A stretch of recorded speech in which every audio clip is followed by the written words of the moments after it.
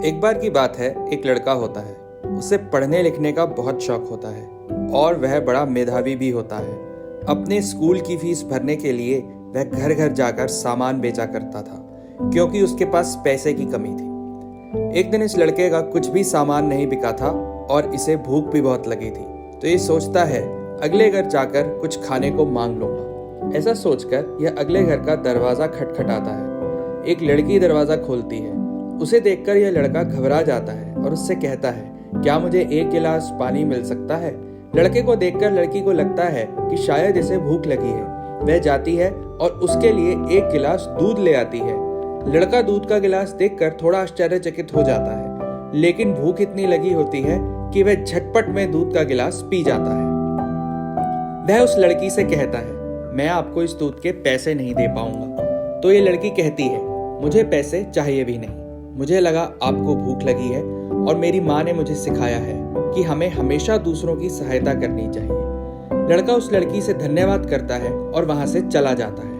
वह फिर से जोश और हिम्मत के साथ अपने काम में जुट जाता है। काफी वर्ष बीत जाते हैं और धीरे धीरे यह लड़की बड़ी हो जाती है।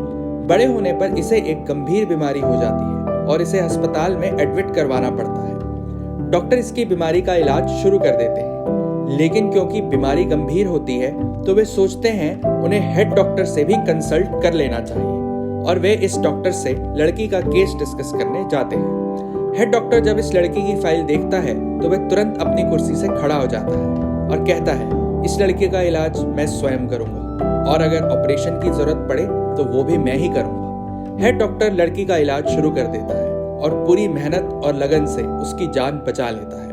यह लड़की ठीक हो जाती है और बड़ा प्रसन्न महसूस कर रही होती है।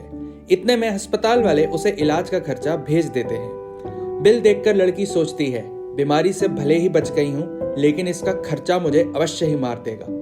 बड़े डर के साथ वह बिल को देखती है तो उसमें हेड डॉक्टर ने सारे बिल को काटकर एक नोट लिखा होता है, इस इलाज के पैसे आप पहले ही दे चुकी हैं, एक गिलास दूध के द्वारा।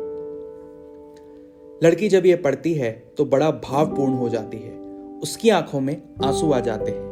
उसे याद आ जाता है कि शायद यह वही लड़का है जिसे उसने कई वर्ष पहले एक गिलास दूध पीने को दिया था। वह मन ही मन भगवान का धन्यवाद करती है और सोचती है कि कैसे इतने वर्ष पूर्व की गई एक छोटी सी सहायता ने आज उसकी जान भी बचा ली और पैसे भी। दोस्तों, मुश्किल परिस्थितियों का सामना हम सभी को करना पड़ता है।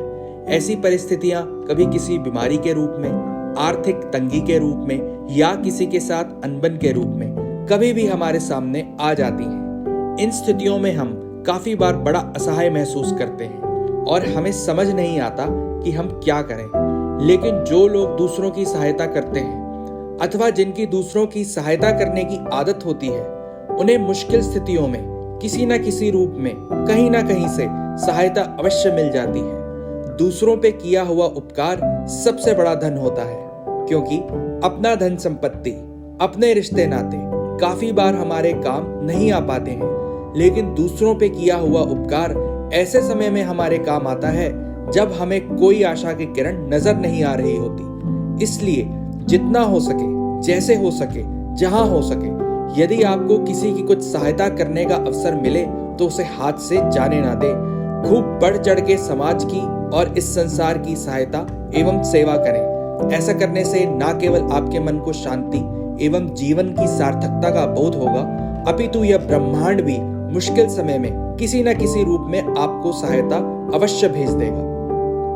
इसलिए हमेशा संसार की सहायता एवं सेवा को तत्पर रहें। फिर देखिए ये ब्रह्मांड भी कैसे आपकी चमत्कारिक रूप से सहायता करता है। अगर वीडियो पसंद आया हो तो इसे लाइक अवश्य करें और चैनल को सब्सक्राइब करना ना भूलें। धन्यवाद दोस्तों।